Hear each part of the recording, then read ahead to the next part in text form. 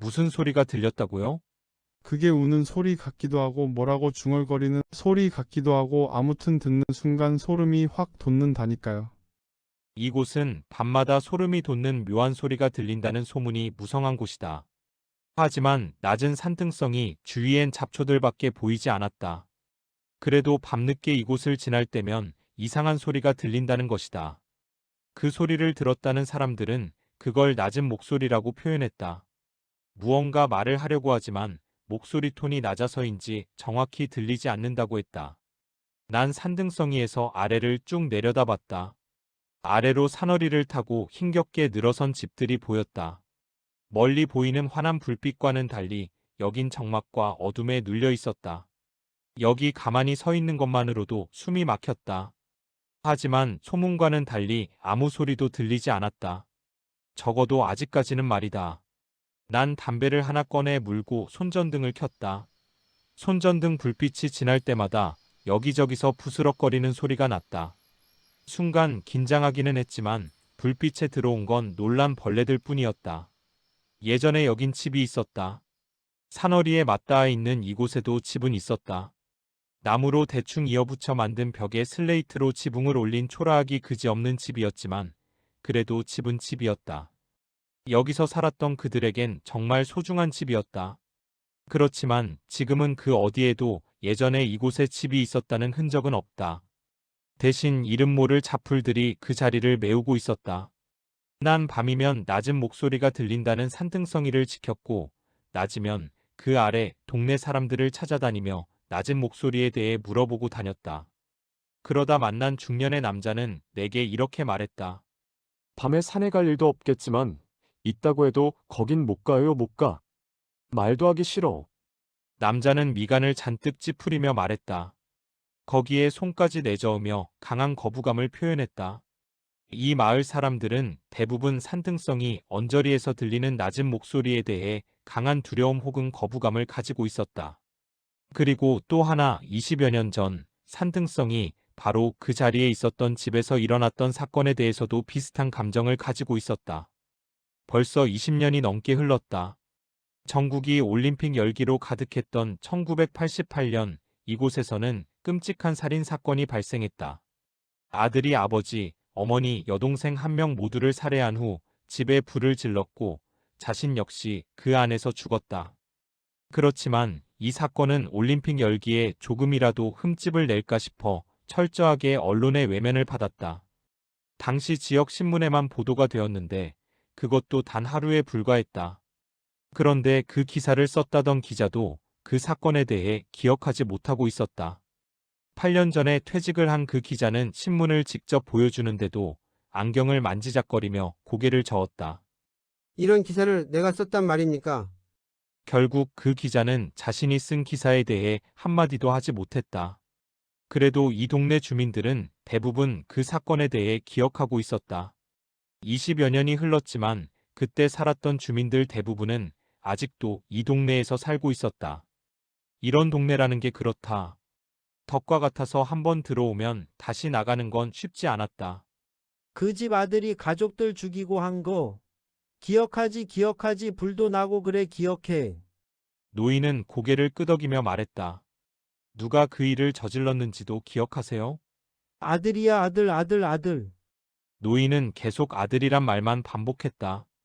그런데 이 노인 치매기가 좀 있는 것 같아 보여 그다지 믿음이 가지 않았다. 당시 그 사건 담당 수사관은 현재 은퇴한 후 고향으로 내려가 있었다. 그의 고향은 반쯤 도시화된 시골 마을이었다. 미리 전화로 약속을 해두었기 때문에 그가 마을 입구까지 마중을 나왔다. 당시 수사관이었던 사람은 생각했던 것보다 키도 작았고 체격도 작았다. 전화했던 사람입니다. 난 고개를 꾸벅 숙여 인사를 했다.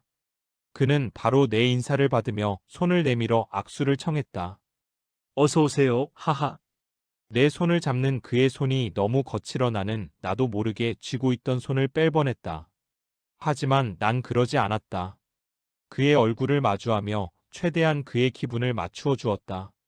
그는 곧바로 집으로 나를 안내했다. 그리고 과일과 음료수가 놓여져 있는 평상에 마주 앉았다. 이야, 그때 그 사건 하참. 그는 옛날 일을 떠올리며 뭔가 알 수 없는 미소를 지었다. 그는 그 사건에 대해 떠올리며 다른 어떤 추억을 함께 떠올리고 있는 듯 보였다. 그래서인지 끔찍한 사건을 떠올리는 사람 같지 않게 그의 표정은 너무나도 평온했다. 나는 보다 사건에 집중해서 이야기를 나누기 위해 최대한 진지한 표정으로 직접적으로 사건에 대해 물었다. 그때 그 아들이 범인이라고 하던데요. 그렇지 그래요. 그 아들이 가족들을 다 죽이고 불을 질렀지. 그래 질렀어요. 그는 무릎을 탁탁 치며 말했다. 그리고 자신이 해결한 이 사건에 대한 무용담을 늘어놓기 시작했다. 그 얘기에 맞장구를 쳐주기는 했지만 이렇게 해서는 이야기가 계속 겉돌 것 같았다. 그래서 나는 다시 이야기를 한 곳으로 집중시켰다. 그 아들은 어땠나요? 아들, 그는 고개를 숙인 채 골똘히 생각했다. 하지만 생각이 나지 않는지 미간을 잔뜩 찌푸린 채 말했다. 그게 오래돼서 그런지 생각이 잘 안 나네요. 안 나. 조금이라도 생각나는 게 없습니까? 조금 보자. 아들이라. 잘 모르겠네. 모르겠어요. 그는 고개를 가로저었다. 당시 사건에 대해 할 말이 많은 듯 보였던 이 사람은 아들에 대한 이야기가 나오자 말문이 탁 막혔다. 그럼 뭘 근거로 그 아들이 가족을 모두 살해했다고 단정하셨습니까? 이 말에 그는 살짝 기분이 상한 듯 보였다. 따지는 듯한 내 말투에 문제가 있었던 모양이다. 난 조심스럽게 다시 물었다. 혹시 아들이 범인이라는 결정적인 증거라도 있었습니까? 칼. 잘 기억은 안 나는데 칼이었던 것 같은데. 칼이요? 네. 칼? 칼에 지문이 있었던가? 아니다, 아니다. 그는 뭔가 생각이 난 듯 무릎을 탁 쳤다. 아, 이제 생각나네. 목격자가 있었어요. 목격자. 목격자요? 네, 목격자. 그 동네 살던 사람이었는데 지나가다가 봤다고 했어요. 좀 더 구체적으로 말씀해 주시면 안 될까요? 그러니까 그 사람이 지나가다가 우연히 그 아들이 칼을 들고 피 묻은 칼이요. 그 칼을 들고 마당을 서성이는 걸 봤다고 했습니다. 네, 맞아요. 그거예요. 그거. 그 목격자는 누굽니까? 목격자? 목격자라. 그는 다시 생각에 빠졌다. 그러니까 그 근처에 사는 사람인 건 확실한데 그게 누군지는 기억이 잘. 그는 천천히 고개를 가로저었다. 그게 전부였다. 그가 가진 당시 사건에 대한 기억은 그게 전부였다. 그 사건에 대한 기사는 1988년 3월 21일에 났었고, 사건은 3월 19일에 발생했다. 기사는 유력한 용의자로 그 집 아들을 단정하고 있었다. 그러니까 사건 발생 단 이틀 만에 모든 사건이 종결된 것이다. 아무리 목격자가 있었다고는 해도 살인 사건을 이렇게나 빨리 종결시키는 건 분명 문제가 있었다. 그리고 기자는 물론이고 당시 수사를 했던 수사관 역시 목격자에 대해서는 정확하게 기억하고 있지 못했다. 당시 수사 기록을 직접 보고 싶었다. 그렇지만 경찰서에서는 이미 공소시효도 지나 당시 사건 자료를 더 이상 보관하고 있지 않았다. 그런데 그 사건을 기억하는 동네 주민들 대부분은 그 집 아들이 사건을 저질렀다고 생각하고 있었다. 아들이야 그 집 아들. 당시 사건을 기억하고 있다는 한 아주머니도 정확하게 그 아들을 지목했다. 그 아들은 어땠나요? 평소에요. 아들. 지나가다 가끔 보기만 했지 잘은 몰라. 그 집 식구들이 동네 사람들하고 잘 안 어울리고 그랬어. 이름이나 다니던 학교 같은 것도 기억 못 하시겠네요? 그렇지 이름은 전혀 기억 안 나고. 그런데 정확한 건 모르지만 학생들이 학교에 있을 시간인데도 가끔 길에서 본 것 같기도 하고 그래. 내가 그때 저기 길에서 장사를 했거든. 학교를 안 다녔단 말씀인가요? 몰라 다녔는데 그때 땡땡이를 치고 있었는지. 아들을 범인으로 생각하는 사람은 그 아주머니 혼자가 아니었다. 사건이 발생했던 당시 그 집에서 가장 가까운 곳에 살고 있었고, 또 지금도 계속 그 집에서 살고 있는 할아버지도 그렇게 기억하고 있었다. 그 집 아들 아닌가? 난 그렇게 알고 있는데. 목격자가 누군지는 혹시 아세요? 목격자? 몰라 그런 건. 허리가 상당히 굽어 있는 그 할아버지는 만사가 귀찮은 표정을 하고 있었다. 그리고 조금이라도 대화가 중간에 끊어지면 그대로 집으로 들어가려고 몸을 반쯤 돌리고 있었다. 나는 한마디라도 더 물어보기 위해 바로 이어서 물었다.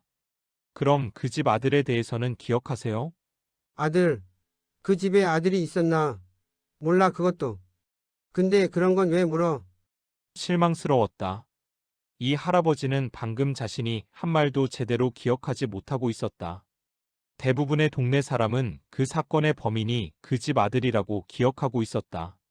특히 사건 당시 이 동네에 살았던 사람들은 더더욱 그런 사실에 확신을 가지고 있었다. 하지만 정작 그 아들에 대한 구체적 기억을 가지고 있는 사람은 없었다. 그러던 중 그 아들과 함께 고등학교를 다녔다는 사람을 만났다. 뚱뚱한 체격에 짙은 눈썹을 가진 남자였다. 워낙 말이 없는 녀석이었어요. 말이 없어요? 네, 솔직히 그 사건이 아니었다면 졸업할 때까지 그 아이가 학교에 있는지 없는지도 몰랐을 겁니다. 함께 대화를 나누어 본 적은 있으십니까? 남자는 고개를 가로저었다. 없어요, 한 번도. 그냥 오다 가다 스쳐 지나가며 본 것 정도? 아마 다른 친구들도 그랬을 겁니다. 이름이나 다른 거 뭐 기억나는 거 없으세요? 이름은 기억이 잘 안 나고 얼굴만 대충 기억나는데 그것도 세월이다 보니까 가물가물하네요. 남자가 가지고 있는 그 아들이란 사람에 대한 기억은 그 정도가 전부였다. 그런데 그 남자와 함께 학교를 다녔던, 그러니까 그 아들의 동창생일 수 있는 다른 사람을 찾아가서 물어봤는데 그 아들에 대해 기억하는 사람은 한 사람도 없었다. 아무리 조용한 학생이었다고 해도 존재조차도 기억하지 못한다는 건 너무하지 않나 싶은 생각이 들었다. 이상했다. 존재했지만 누구도 기억하지 못하는 사람. 그렇게 큰 사건 중심에 있었지만 기사를 썼던 기자는 물론이고 담당 수사관까지도 그 아들이란 인물에 대해서는 기억하고 있지 못했다. 그저 누군지 알지도 못하는 목격자란 사람의 말에서만 정확하게 등장하고 있었다. 그리고 20여 년이 지난 지금 그 집이 있었던 곳에선 이상한 소리가 들린다는 소문이 나기 시작했다.